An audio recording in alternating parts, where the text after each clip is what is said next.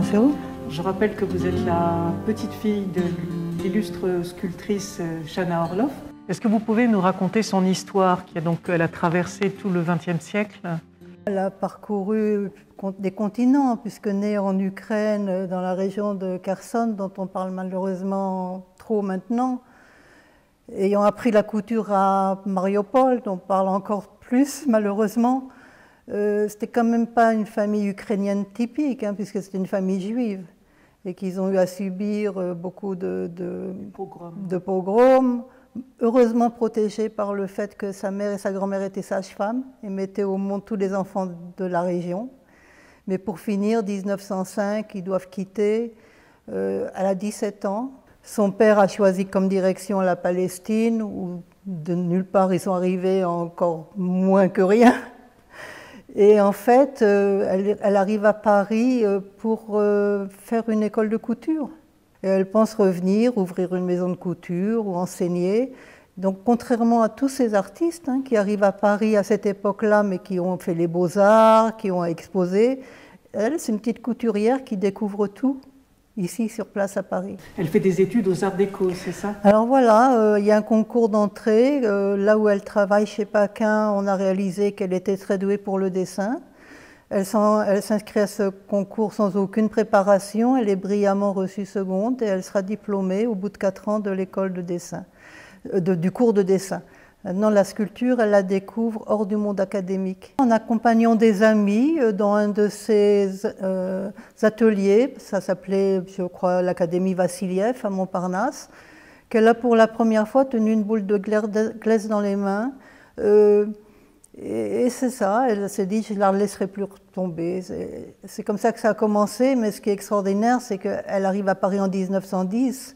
En 1912, elle peut montrer des sculptures qui sont des chefs-d'œuvre absolus, je pense, comme le torse là qu'on voit, ce long torse en ciment, vous voyez, il date de 1912. La sculpteur, elle était dans l'âme, on pourrait dire. Quand elle est arrivée à Paris, elle était à la fois femme, étrangère, juive, ce qui fait beaucoup de handicap. Et puis assez rapidement veuve, enfin en 1919, un enfant qui n'est pas une charge mais qui ne peut pas se nourrir d'un café crème et de 3 croissants. Donc elle devait tout assumer, sans avoir de famille à Paris, ni d'aide sociale évidemment. Et même elle dit sculpteur dans les handicaps, parce qu'en fait c'est un métier d'homme à l'époque. On ne l'encourage pas, on lui dit plutôt faites de la peinture, ça c'est féminin. Ou du tricot. De la confiture, oui, des trucs féminins. Elle ne peut pas l'accepter. Puis il faut dire que la famille restée en Palestine ne comprend rien à ce qu'elle fait à Paris. C'est un monde complètement inimaginable pour eux. Donc tout ce qu'ils pensent dans leur courrier, c'est juste reviens, reviens. Elle est une des rares artistes qui vraiment dès le début vit bien de son œuvre, et là où beaucoup de grands artistes galèrent. 15 ans plus tard, elle reçoit enfin la nationalité française. Mon père a 7 ans, il la reçoit en même temps qu'elle, mais dans la foulée, la Légion d'honneur pour son œuvre. C'est 15 ans, une petite jeune fille qui arrive de nulle part, qui ne sait pas grand-chose, c'est quand même assez extraordinaire. À Paris, elle a retrouvé beaucoup d'artistes juifs comme elle. Alors dans ces lieux-là, il y avait beaucoup d'artistes, pas uniquement, pas seulement des sculpteurs, des peintres, des musiciens, des poètes, etc. C'était très très vivant. Bon, on parlait beaucoup yiddish, russe bien sûr, mais pas seulement, il ne faut pas exagérer. Elle a eu comme ami Modigliani, Diego Rivera, Pasquin, bien sûr, nous on l'appelait Pasquin, Jules Pasquin, mais peut-être c'est Pasquin en français, c'est pas. Zadkine aussi. Et puis, enfin, ils se connaissaient tous en réalité, alors ils étaient plus amis avec certains que d'autres. Un jour où elle avait invité à un dîner 2 amis peintres qu'on connaissait très bien, Lambar et Kahana, 2 Israéliens. Elle les invite à dîner, ils viennent avec un petit cadeau, forcément. Et ce cadeau, c'est un petit tableau. Et un a un marteau, un clou dans la main, tape son clou dans le mur, met son tableau et dit « c'est ma place ». Et l'autre lui dit « non, non, c'est ma place », décroche le tableau, met le sien. Ça commence comme une rigolade, ils jouent un peu, et ça finit en pugilat. Pouvez-vous nous raconter ce qui s'est passé pendant la guerre pour Chana Orloff? La guerre de 40. De 40, oui, bien sûr. Ça a été une période extrêmement difficile. Parce qu'il y a quand même des artistes juifs allemands qui s'échappent, qui viennent à Paris. Elle est une des filières par laquelle ils passent, ils racontent ce qui se passe un peu. Donc, on ne peut pas dire qu'ils ne savent rien. Mais eux, elle et mon père, qui est étudiant maintenant, sont tellement français dans l'âme. La France leur a tout donné qu'ils sont inquiets comme tout le monde. Ceci dit, elle n'est pas naïve non plus. Ça veut dire qu'elle a déjà vu le vent tourner en Ukraine. En Ukraine, exactement. Donc elle dit, j'avais toujours le plein dans ma voiture, j'avais une enveloppe avec de l'argent. J'ai commencé à faire une série de petites pièces qu'elle appelait sculptures de poche dans l'idée de les embarquer au cas où. Elle demande un visa pour les États-Unis, qu'elle ne recevra jamais d'ailleurs. Il reste. Et puis, miracle, la veille de la rafle du Veldiv, Jean Paulhan, un ami, lui-même prévenu par un commissaire de police, débarque et leur dit « Partez dans l'heure, vous êtes sur des listes ». Donc ils quittent la maison et ils sont en cavale pendant quelques semaines. C'est comme ça qu'ils vont finir par passer la frontière pour Genève, où elle va rester jusqu'en 1945.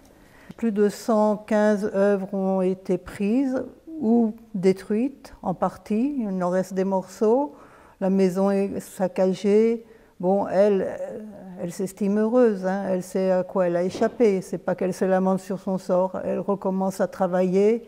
Évidemment, on voit dans ses œuvres, on voit la guerre, on voit la mort, on voit tout ce qui s'est passé. Avant la guerre, elle a des statues très douces, de formes très épurées, beaucoup plus lisses, de courbes. Très séduisantes, Voilà. pas trop, enfin, fallait pas beaucoup d'explications, on était séduits. Pour une sculpture beaucoup plus dure, difficile, qui demande plus de comment dire, peut-être De culture artistique. oui, enfin, il faut faire un effort.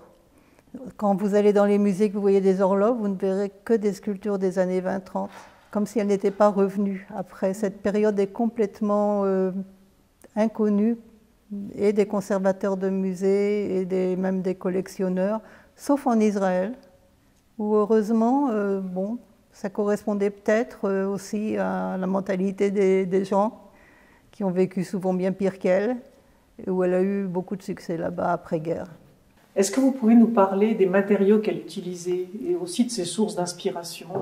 Alors écoutez, au départ, comme beaucoup d'artistes, jeunes artistes, un peu désargentés, elle va récupérer des poutres sur des chantiers de Paris. Elle fait beaucoup de bois. Elle adore ça. Donc ses premières œuvres sont vraiment en bois et dans les années 60, elle refera encore une série en bois. Mais après, elle découvre assez rapidement le moulage en ciment. Elle est une des premières, hein, de 1912, moulage en terre cuite bien sûr, pierre en taille directe aussi, et puis le bronze. Alors le bronze, c'est vraiment ce qu'elle préfère hein, au final, puisqu'elle reprend toutes ses sculptures, elle les fait fondre en bronze. Donc on a souvent bois et bronze, pierre et bronze, etc. Sur les sources d'inspiration, on voit bien que le portrait est extrêmement dominant. Hein. Sur 500 références du catalogue raisonné, il y a plus de 200 portraits quand même. Ses premières sculptures, ses dernières sculptures sont des portraits. Elle a toujours adoré ça.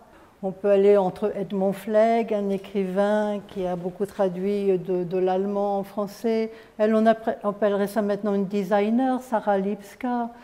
Anaïs Nin, qui habitait la Villa Seurat, la compagne d'Henry Miller. Oui. On voit que des créateurs, des artistes, un psychanalyste, Dr Alain Di, Pierre Macorlan, l'écrivain. C'est que des portraits comme ça de ses amis de l'époque.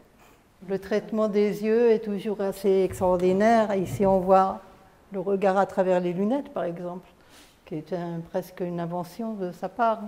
Je la trouve intéressante, la dernière sculpture. Elle ne savait pas que ce serait sa dernière sculpture, puisqu'elle était terrassée par un AVC en plein travail, en fait. On dirait presque une synthèse entre le lisse d'avant-guerre et la manière travaillée d'après-guerre.